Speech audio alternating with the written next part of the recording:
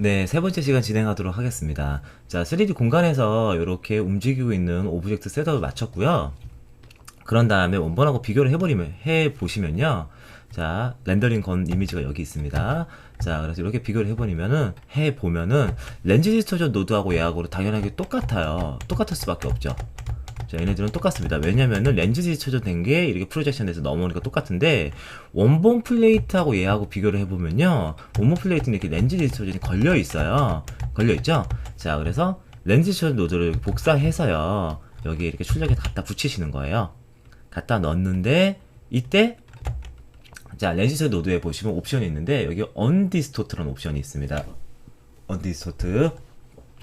그래서 얘를 체크하시는 거예요. 체크하시면 원래대로 돌아오는데, 이때 스캔라인 렌더가 딱 렌더링을 거는 영역은 정확하게 이미지의 포맷대로만 렌더링을 겁니다. 근데 렌즈 디스토션을 하시면요, 원래 이미지 포맷에서 약간 외곽으로 바운딩 박스가 생기는 게 보이실 거예요. 그래서 대략 뭐 하나 둘셋, 여기 이게 그려지는 게 한 픽셀이거든요. 그래서 요 정도의 바운딩 박스가 생기는데 한 17픽셀 정도 생겨요. 17픽셀.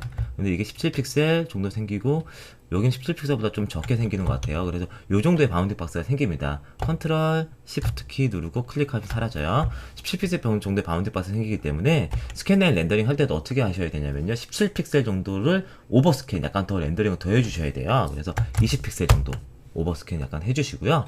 그런 다음에 렌즈 디스토션 하시면은, 자, 요렇게 여기 영역이 이렇게 잘려 있죠. 왜냐면은 얘가 렌더링 된 프로젝션 자체가 어떻게 되어 있냐면은 이 외곽의 영역을 크랍 시켜 버립니다. 즉 무슨 얘기냐면요, 프로젝션을 할 때 이 외곽의 바운딩 박스 외곽 영역을 지금 잘라 버리는 거예요. 그래서 프로젝션을 어떻게 하냐면은, 자, 이렇게 해서 크랍 시키지 말고 바운딩 박스 외곽 영역도 같이 이렇게 렌더링을 걸어줍니다. 그렇게 되면 어떻게 되냐면요, 렌더링을 걸면은 얘가 크랍이었을 때는, 자, 요렇게 여기까지 그냥 여기서는 잘 구분이 안 되는 거예요. 렌즈 시스템 보시면요, 크랍일 때는 요렇게 외곽 영역이 렌더링이 안 되는데, 크랍 풀면은 외곽 영역이 이렇게 렌더링 돼가지고, 자, 요렇게 여기 영역들이 다 이렇게 살아나는 게 보이죠. 그래서 렌즈 시스템 작업을 하시면은 이런 식으로 원본으로 복귀하실 수 있으세요. 이 원본 복귀한 게 여기하고 여기가 이렇게 일치하는 겁니다. 비포 애프터. 자, 그래서 이런 식으로 정리해서 일단 이미지를 만들었고요. 여기 보면 지금 뎁스맵이 있죠? 자, 뎁스맵. 그래서 여기 레이어 상태에서도 뎁스맵을 가지고 좀 조절을 할 수 있긴 하지만, 그냥 일단 뎁스맵으로 가서 편하게 이렇게 조정할게요. 뎁스맵 오시면 뎁스맵이 있고요. 그레이드, 어디를 조정할 거예요? 뎁스 레이어를 조정할 겁니다. 뎁스. 그리고 자, 풀프레임 보면은 분석, 자, 하면은, 자, 맥스 값이 이렇게 나오죠? 화이트 포인트 이렇게 올려주고요.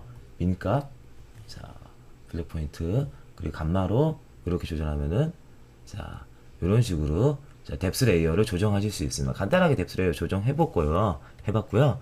자, 그리고 다시 RGB 레이어로 이렇게 돌아가도록 할게요. 자, 그런 다음에 G 디포커스라는 노드가 있습니다. G 디포커스. 자, 이 노드는요, 그 누크 한 7버전부터 이렇게 개량이 돼서 이렇게 왔는데요. 여기 보시면 여러 가지 옵션들이 있습니다. 첫 번째, 자, 원래는 누크 8버전까지는요, GPU를 엔비디아 GPU만 지원을 했어요. 근데 누크 9버전부터는요, ATI GPU도 지원을 하고요. 그리고 자, 그래서 GPU를 쓸 건지 안 쓸 건지, 유즈 GPU, 유즈 어바이블 이렇게 나오고요. Enable 멀티 GPU 서포트는 뭐냐면은 GPU가 두 개 이상 있을 때 나타나는 옵션인데요. GPU가 두 개 있으면은 Enable 시켜서 멀티 GPU를 쓸지 안 쓸 건지 묻게 되는 겁니다. 자, 그래서 이런 옵션이 있고요. 자, 그리고 간단하게 설명을 해보면은, 일단 아웃풋 리절트가 여기 있고, 여기 보시면 포컬 포인트라는 게 있어요. 그래서 포컬 포인트를 이렇게 가져가서 만약에 여기를 포커스 플랜을 맞추고 싶으면요, 갖다 놓으면은 얘가 이렇게 다시 재계산을 하게 됩니다. 그래서 비포, 애프터, 틸트 시프트 렌즈로 찍은 것처럼 이렇게 이런 미니어처 효과가 나타나는 거죠. 비포, 애프터 이렇게 있고요. 리절트 값이 있고, 그리고 포커스 포인트가 바로 여기에요. 포커스 포인트가 여기 해당 포인트의 XY 좌표가 바로 포커스 포인트가 되는 겁니다. 그래서 이 포커스 포인트에 대해서 XY 좌표가 있고요. 저 포커스 플랜, 그리고 뎁스 오브 필드, 사이즈 맥시멈은 지금부터 설명해 드릴 건데, 지금 아웃풋이 리절트로 되어져 있습니다. 리절트로 되어져 있죠? 그래서 얘를 클릭한 다음에 포컬 플랜 셋업으로 갈게요. 포컬 플랜 셋업. 포컬 플랜 셋업에 가면은 빨간색 영역하고 파란색 영역이 있어요. 빨간색 영역은 포커스 플랜의 앞쪽 영역이고요. 파란색 영역은 포커스 플랜의 뒤쪽 영역입니다. 그래서 포커스 플랜을 이런 식으로 옮기면요. 포커스 플랜이 더 뒤로 이동하게 되고 뎁스맵에 의해서 이런 색으로 옮기면 포커스 플랜이 앞으로 이렇게 당겨지게 됩니다. 자, 그래서 지금 포커스 플랜이 포커 포인트에 의해서 정해지게 되어 있는 거고요. 이런 식으로 정해져 있고, 그리고 쇼 이미지 같은 경우는 얘 이미지를 보는 거고요. 오버레이로 보는 거고, 얘를 끄면은 이미지가 보이지 않고 이렇게 각각의 뎁스맵에 의한 포커스 플랜이 보이게 됩니다. 그래서 여기는 가장 앞쪽 영역이고 여기는 가장 뒤쪽 영역이고, 검은색 맞물려지는 검은색 영역이 포커스 플랜 영역이라고 보시면 돼요. 자, 이런 식으로 되어져 있고, 뎁스 오브 필드는 지금 0인데 포커스가 정확히 맞는 영역이 0이라는 소리입니다. 영역이. 그래서 얘를 이렇게 펼치면요, 녹색이 이렇게 생겨요. 녹색 생기는 게 보이죠? 녹색 생기는 이 영역이 바로 포커스 플랜이 맞는 영역이 되는 겁니다. 즉, 그래서 얘를 약간 뒤쪽으로 이렇게 옮겨볼까요? 그러면 녹색이 이렇게 생기시죠?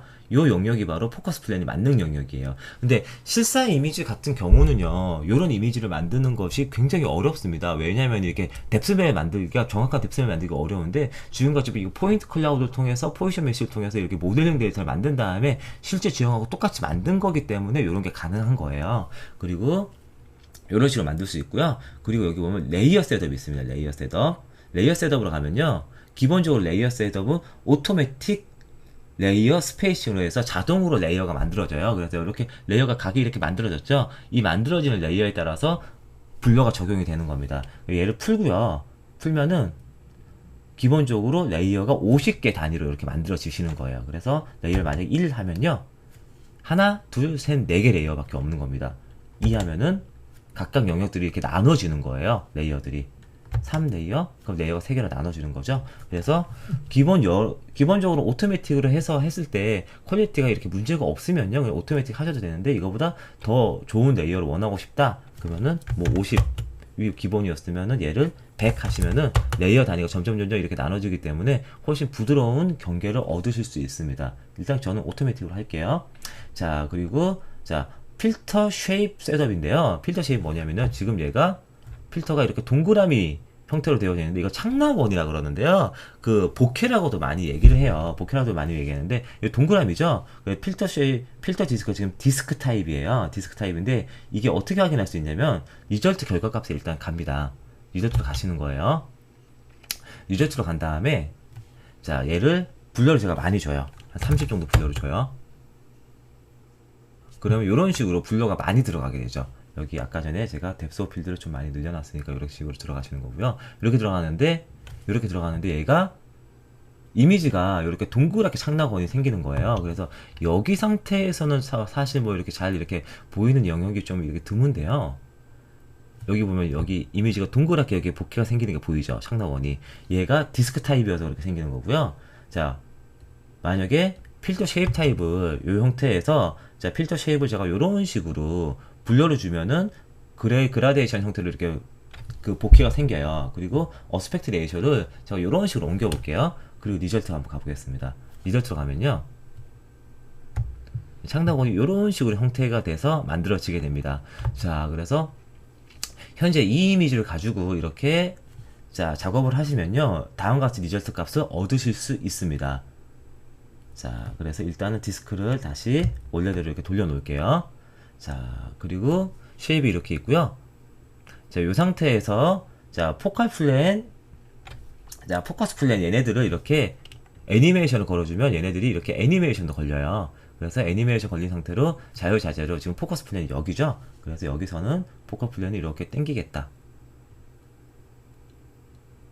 자, 애니메이션 미리 걸어주고 세키 걸어주시는 거예요. 그런 다음에 제일 라스트 프레임 가가지고 세키 잡아주고 하면은 이 상태로 얘네들은 애니메이션까지 해서 작업을 해 주실 수도 있습니다. 자, 그래서 그런 식으로 하실 수 있고요. 여기 보면 필터 셋업이 있는데, 이 필터 셋업 같은 경우는 여기는 지금 창락원이 잘 생기지가 않아서요, 잘 구분하기 어려운데, 새로운 이미지를 하나 제가 가지고 와서요, 그 이미지 가지고 얘가 좀 디테일 있게 여기 나머지 셋업에 대해서 한번 공부를 한번 해보도록 할게요. 자, 그래서 이번 세 번째 시간은 여기까지 하도록 하겠습니다.